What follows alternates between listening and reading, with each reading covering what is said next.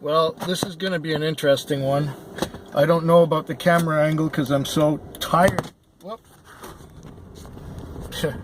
Start again. Well, this is going to be an interesting one. I don't know about the camera angle because I'm really tired right now. And I don't know how to put this camera so that it won't fall over. Hopefully you can see me. If not, that's fine too, because I must look an awful, frightful mess right now.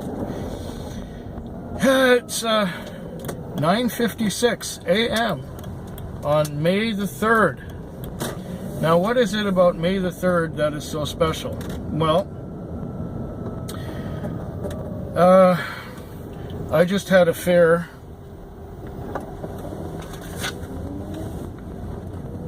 I just had a fare for $345.35. I ended up getting $360 for doing that.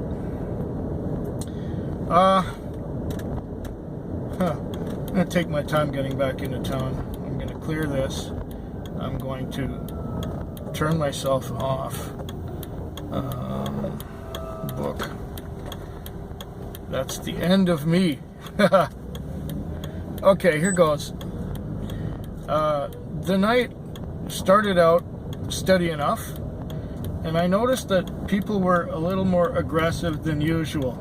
I had some women go out to Sydney from, not Sydney, they went out to the Western Communities, and they had been dropped off by a friend to go to, they went to a party of sorts. Oh, maybe that's better.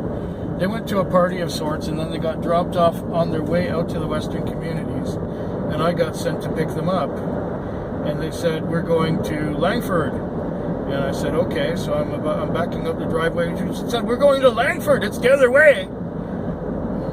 Okay, if you insist, you show me, because, you know, obviously I don't know the way to Langford. But anyway, the one in the front was being a real bitch. And one in the back was talking on her phone about her doggies. And we finally got out there, and the fare was $38. That was good. But I was glad to get rid of them. I ended up getting, I think, $45 for it. But the boss one was sitting in the front, and she ended up paying. She ended up paying on a corporate card, and she lived in a big ugly house, and yeah, you know.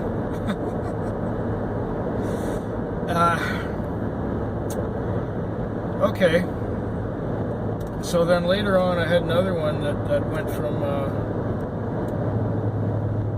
This was later on at night.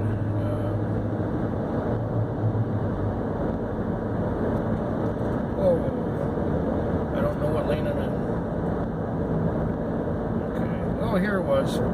At 12:30 or so, I had this girl and this guy who were going out to the tent city at the courthouse. Now, the tent city at the courthouse is a tent city. It's homeless people who live there in these tents. And every second word was fuck from her. The guy was polite, but the girl, every second word was fuck, fuck, fuck, fuck. And then when we got there, turn that fucking meter off, okay? I'll be right back and give you a good tip. Turn that fucking meter off.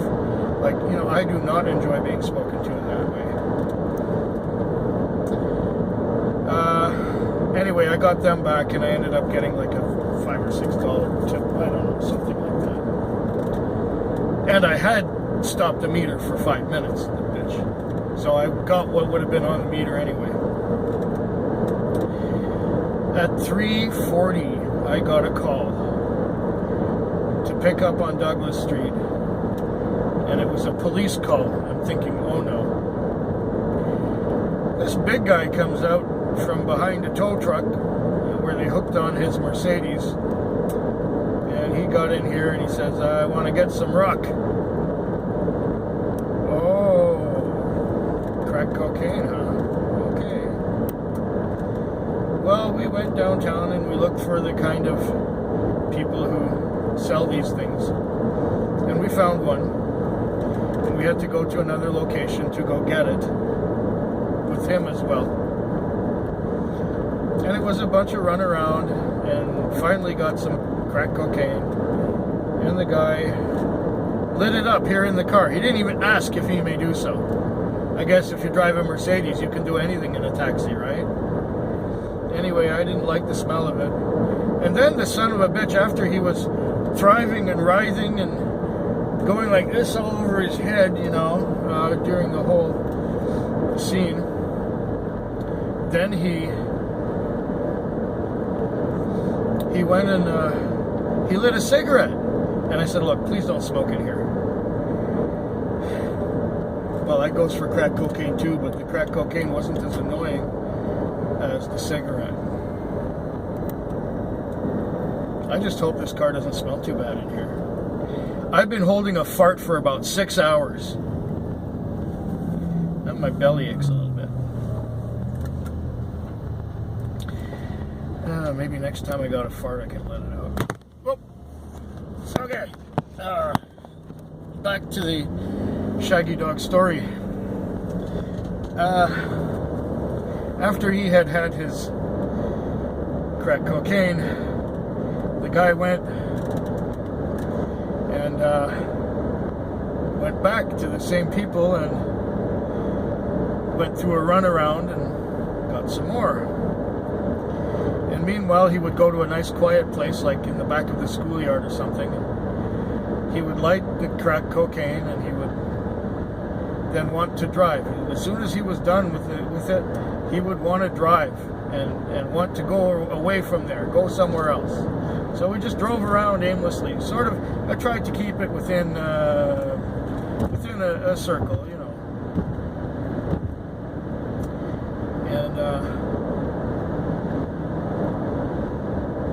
And so he went and found those guys again.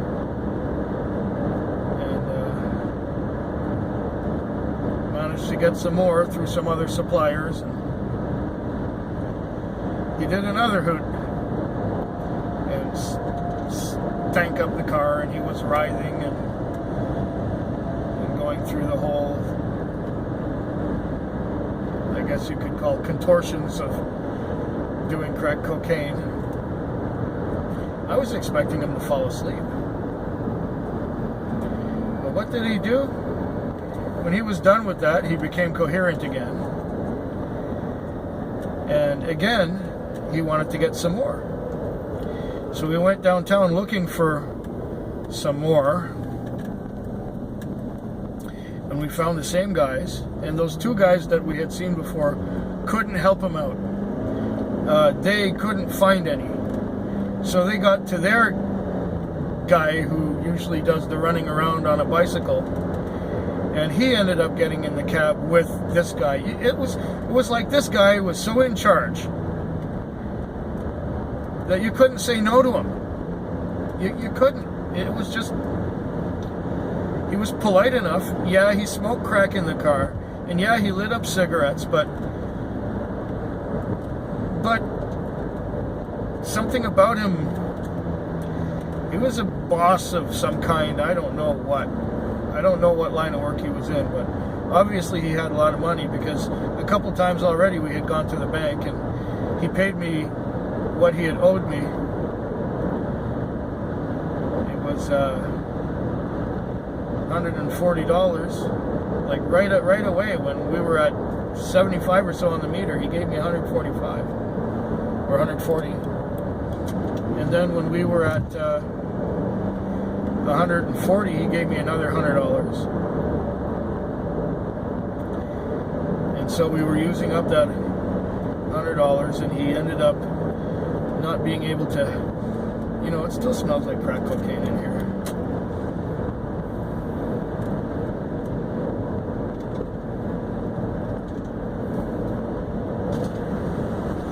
I'll open the back windows a little bit to get the smell out.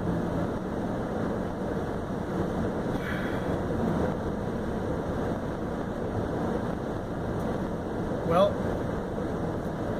going on from there, The seat's all dirty too. I gotta clean this out. I gotta clean this all out. Fuck. Yep, I gotta clean this all out. Okay, what else? And we went down the road and we saw this girl, or this woman. She must be in her 40s or 50s. I don't know how old she is, but she's been doing drugs for a long time. And we managed to get her to get some more crack, since the guys couldn't help us anymore. She managed to wake up a friend of hers who had some, and she got some crack cocaine. So we dropped her off at the place where we had picked her up, and then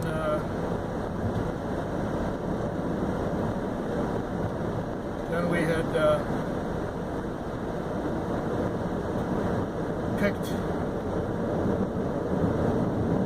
we got some more crack cocaine. We went to a quiet spot, and as soon as he smoked it, we drove around town again. Now, we drove around town in search of crack cocaine. We ended up getting the girl another time because now we knew where she lived, so we could buzz her apartment, and she would come down and go on a little journey and get some more crack cocaine for my client.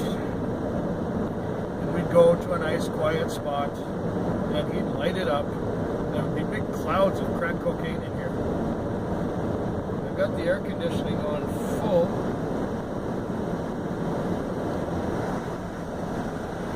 Try to get the smell out. Now I'm going to have to vacuum out the car, and I'm going to have to clean it completely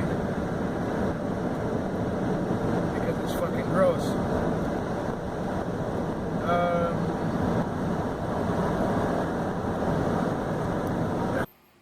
So here's where my phone quit in the morning,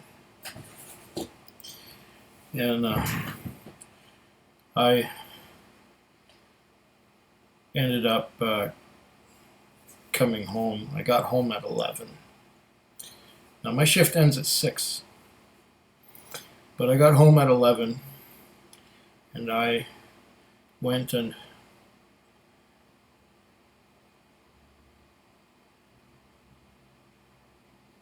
we met that woman a couple more times. Went to her apartment and buzzed her, and she came down and she took us to find some more crack cocaine. And the second time, you know, she got some for the guy, and we dropped her off, and we went to a quiet spot like behind a school or something, and the guy would smoke his crack, and then once he'd smoked some and left big clouds of it in the car, he would light a cigarette, and I had to tell him every time, please don't smoke in here. He wouldn't get it. And then the last time we went and got to that woman again, and she gave us a run around. We had to park behind a convenience store somewhere, and she went around the store and came back, and she gave me instructions in 5 minutes be at the other parking lot across the street. And I would get there, and then she walked past us saying 4 minutes, 4 minutes. So she left, and she was waving at us. She came back, and we had to pick her up again. And then she got some more crack cocaine for the guy, and he went behind the school and did some more. And once he was done, he said, go on, drive on. He didn't tell me where to drive. It was just drive on aimlessly again. We drive on aimlessly. So we drove on aimlessly, and the last time that he made a deal with her. She said, "That's it. I'm done. I've had it with you. I'm done. Don't." And she said to me, "Don't bring him back to my place again." I said, "Okay, fine." So he went and he did his final thing. And he had no more left. And he said, "Okay, let's go by the bank again and get some more money." He said, "Well, let's go downtown." So we went downtown again, looking for those guys who had sold them crack cocaine earlier on. And we couldn't find them. They were all gone. They all went home or something and went to bed. I mean, it was like almost 9 in the morning. So I suggested to him, as politely as I could, say, wouldn't it be a good idea to think about going home? And he said, they towed my fucking car. I said, "Yeah, I know, but you're going to have to think about going home." And I said, "I could take you to the ferry if that's where you have to go to get back home to Vancouver," which is where he was from. And he said, "Wait, just let me make a phone call." So he called some guy and says, "Listen, I fucked up, got my car towed, I've been going all night. Can I come to your place?" And I guess the answer was yes. He says, "Okay." He says, "How much am I into it for you now?" And I said, "Well, first you gave me 140, then you gave me another 100, and now we're at $295, something like that."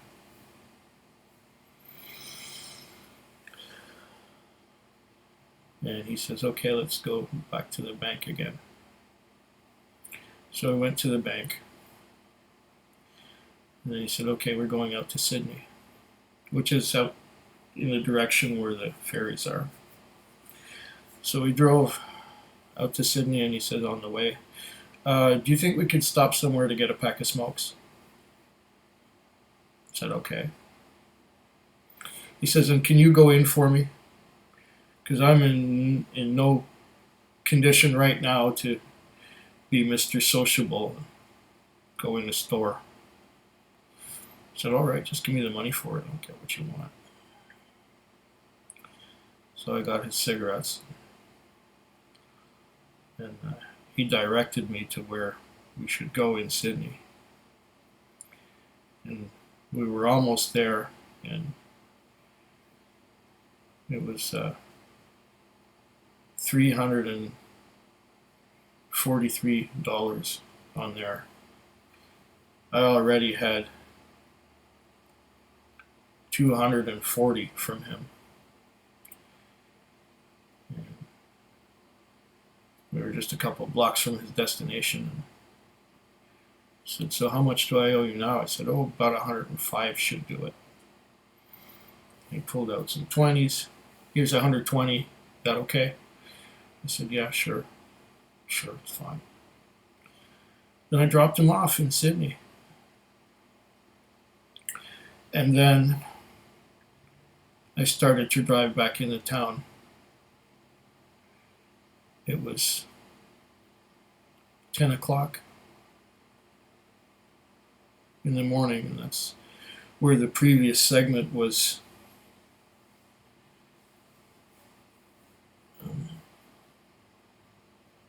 recorded.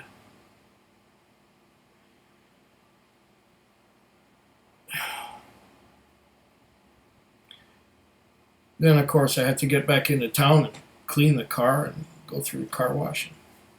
By the time I had dealt with daytime traffic, getting to the vacuums and going through a car wash and waiting my turn at traffic lights and everything, I was just dying to get home.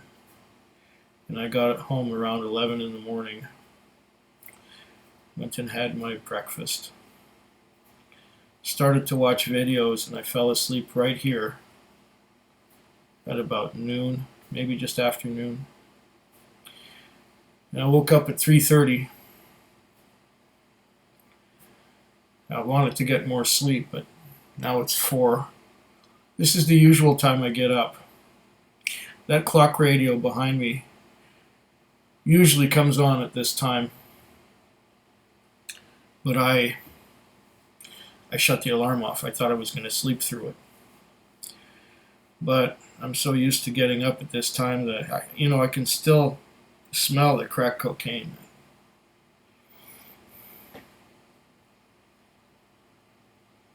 What could I have done? He was in my car. The meter was going.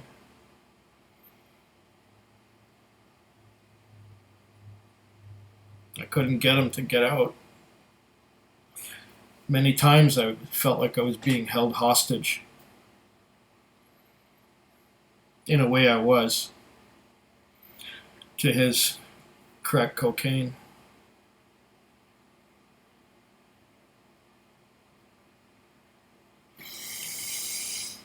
I managed to get the car looking presentable inside and out. I was sure to vacuum up everything. I wanted to wash the mats, but there was a lineup at the wand wash. So I vacuumed everything out. I shook the mats out, made them look presentable. There's a little burn on the seat cover. Now, I've been through quite an ordeal. I don't know what. I hope everything's okay. I think I'm going to have something to eat and carry on like I normally would at this time and go to work. I obviously owe some money to day shift because I had the car 5 hours into his shift.